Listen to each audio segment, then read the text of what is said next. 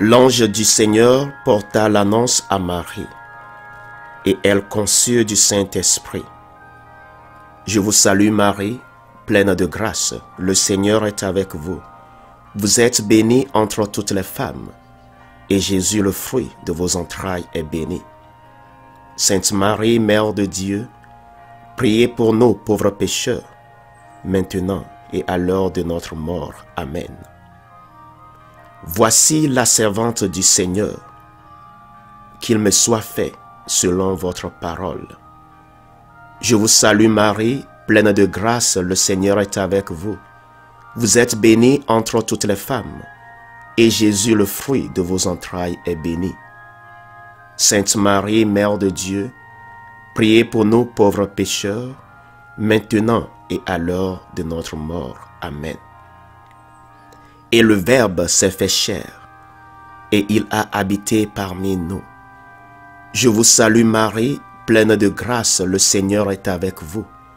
Vous êtes bénie entre toutes les femmes, et Jésus, le fruit de vos entrailles, est béni.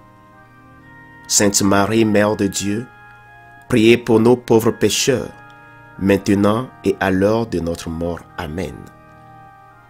Priez pour nous, Sainte Marie, Mère de Dieu, afin que nous devenions dignes des promesses du Christ.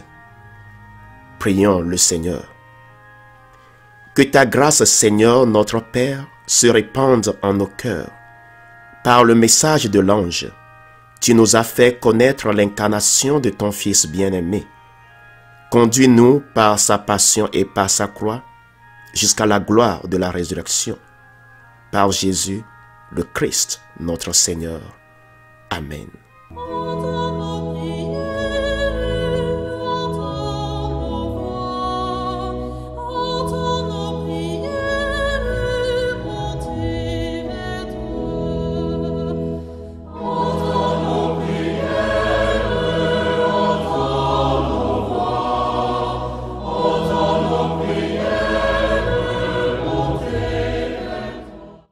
Seigneur, dans le silence de ce jour naissant, je viens te demander la paix, la sagesse, la force.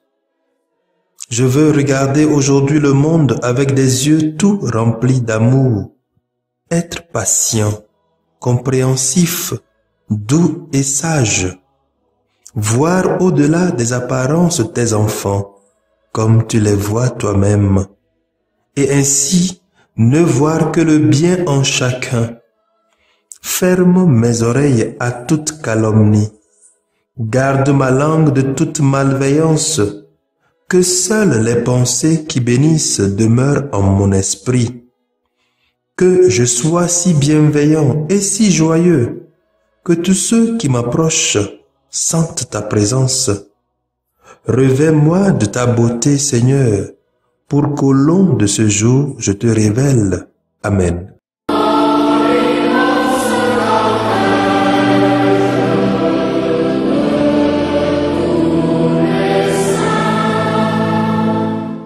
Les lectures de ce vendredi, deuxième semaine du temps ordinaire, sont lues par Paulette Modinou, sœur de Notre-Dame des Apôtres, Achille Alaglo, diacre de la Société des Missions africaines, et commenté par Charles-André Edor de la Société des Missions africaines. Les apôtres qui portèrent ta parole de vérité. Par les martyrs en pleine force, dont la foi n'a pas chancelé. Lecture du premier livre de Samuel, chapitre 24, versets 3 à 21. En ces jours-là, Saül prit 3000 hommes choisis dans tout Israël et partit à la recherche de David et de ses gens en face du rocher des Bouquetins.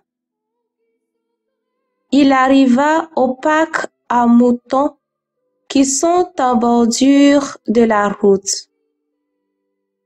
Il y a là une grotte où Saül entra pour se soulager.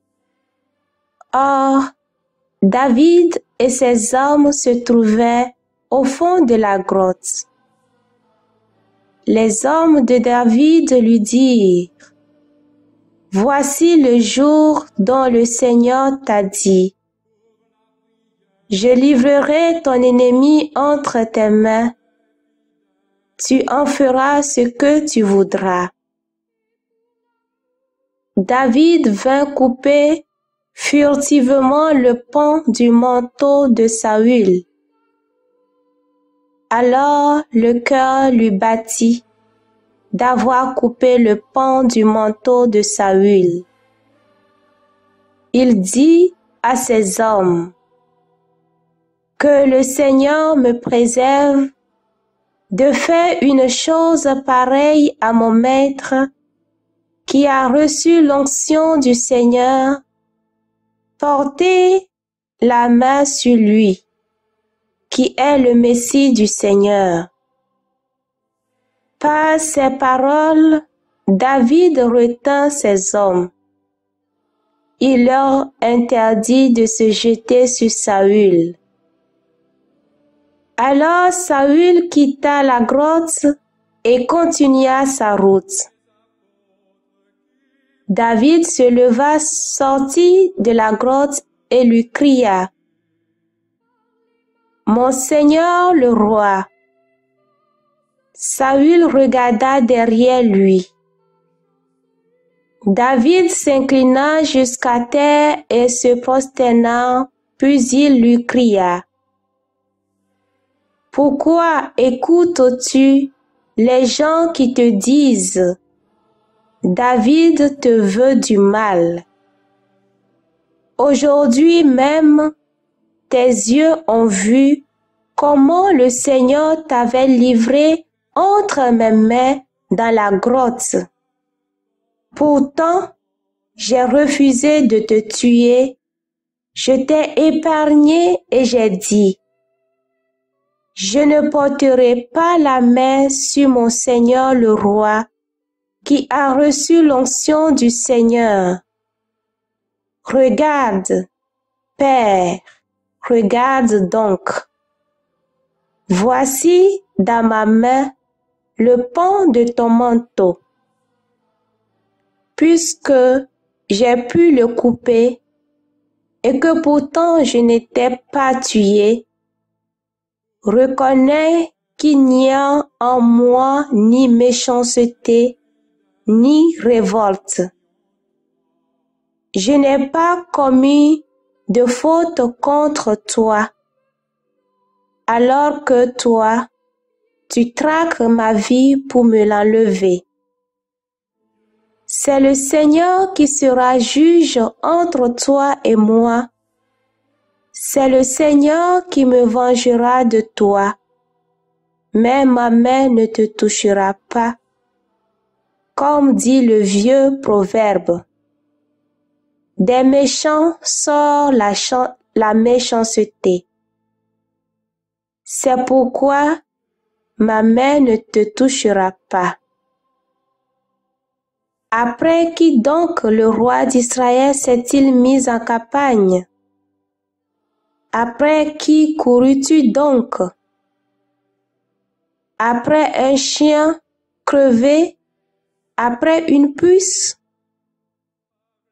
Que le Seigneur soit notre arbitre, qu'il juge entre toi et moi, qu'il examine et défende ma cause, et qu'il me rende justice en me délivrant de ta main. »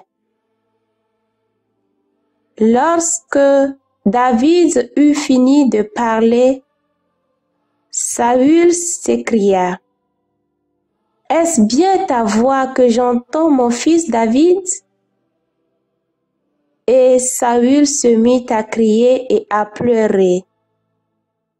Puis il dit à David: « Toi, tu es juste et plus que moi, car toi, tu m'as fait du bien et moi, je t'ai fait du mal. Aujourd'hui, tu as montré toute ta bonté envers moi. Le Seigneur m'avait livré entre tes mains et tu ne m'as pas tué. Quand un homme surprend son ennemi, va-t-il le laisser partir tranquillement? Que le Seigneur te récompense pour le bien que tu m'as fait aujourd'hui. Je sais maintenant que tu régneras certainement et que la royauté d'Israël tiendra bon en ta main. Parole du Seigneur, nous rendons grâce à Dieu. Avec les saints de tous les sages, comme autant de frères aînés. En qui s'entrèvent se répandent tous les dons de ta charité. Psaume 56. Pitié pour moi, mon Dieu. Pitié pour moi. Pitié, mon Dieu, pitié pour moi. En toi je cherche refuge. Un refuge à l'ombre de tes ailes. Aussi longtemps que dure le malheur. Pitié pour moi, mon Dieu. Pitié pour moi. Je crie vers Dieu le Très-Haut, vers Dieu qui fera tout pour moi. Du ciel qui m'envoie le salut, qu'il envoie son amour et sa vérité. Pitié pour moi, mon Dieu, pitié pour moi. Dieu, lève-toi sur les cieux, que ta gloire domine la terre. Ton amour est plus grand que les cieux, ta vérité est plus haute que les nues. Pitié pour moi, mon Dieu, pitié pour moi.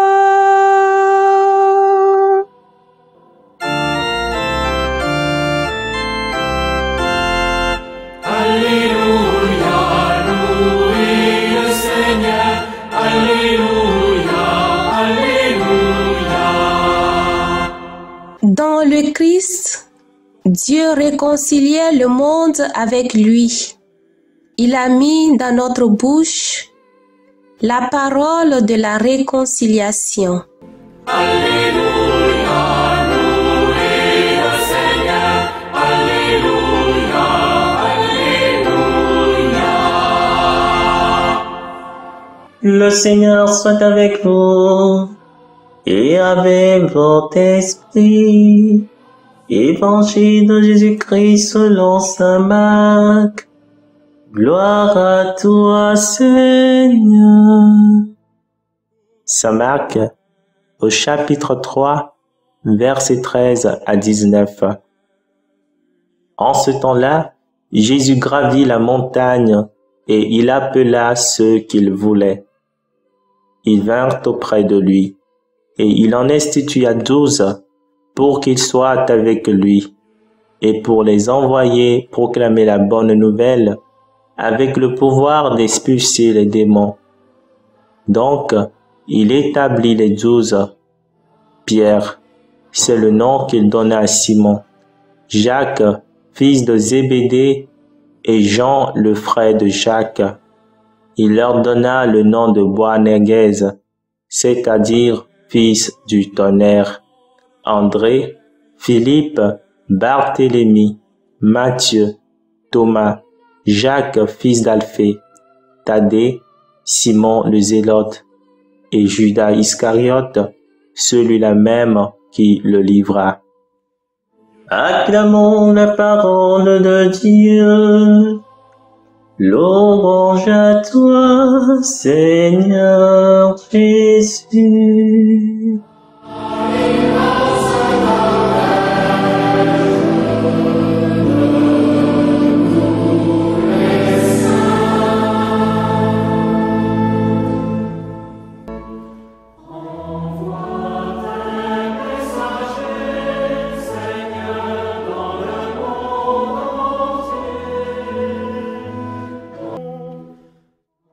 En convoquant ses collègues choisis pour une session d'enseignement à flanc de montagne, Jésus évoque les souvenirs de Moïse qui monta sur le mont Sinaï pour recevoir la loi de Dieu. Exode chapitre 19. Le message que ses disciples doivent diffuser est un nouvel esprit qui va plus loin qu'un simple ensemble de lois. Une impulsion divine permit à David d'épargner la vie du roi Saül. Cet acte de clémence surprend Saül et lui fait honte de sa propre chasse meurtrière contre son jeune rival David. Le futur roi David montre une haute estime pour la monarchie lorsqu'il crie, je cite, « Je ne lèverai pas ma main contre loin de l'Éternel. » Face à une telle magnanimité, Saül pleura à haute voix. Il y a ici un sens de noblesse oblige dans cette histoire de faire la chose noble plutôt que de se venger. L'évangile d'aujourd'hui décrit comment Jésus sélectionne et habilite tous aux futurs missionnaires comme apôtres, leur donnant sa propre mission, ainsi qu'une part de son pouvoir de prêcher et de guérir les malades comme preuve de la véracité de leur message. Ensuite, Jésus les envoie par paires dans les villes et villages juifs comme héros pour préparer le peuple à recevoir la bonne nouvelle.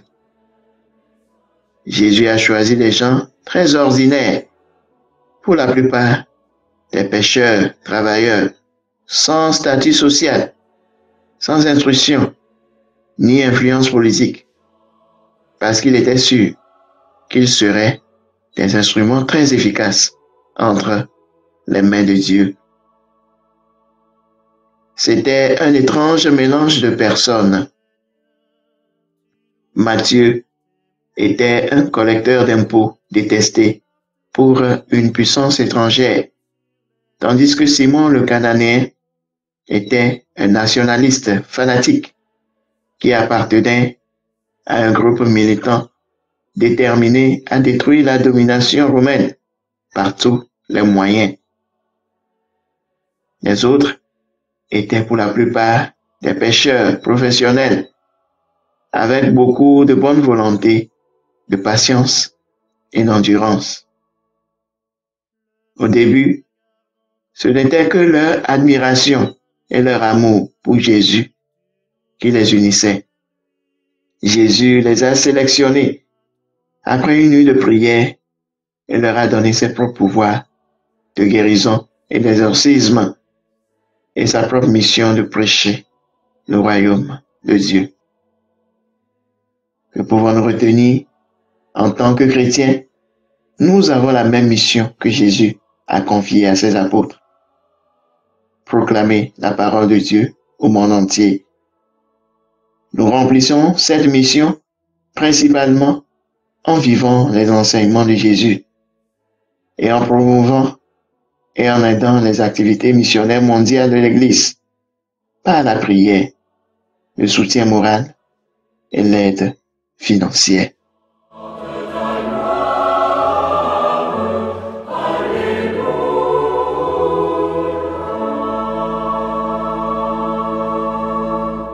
Que le Seigneur Tout-Puissant et Miséricordieux nous bénisse et nous garde, le Père, le Fils et le Saint-Esprit.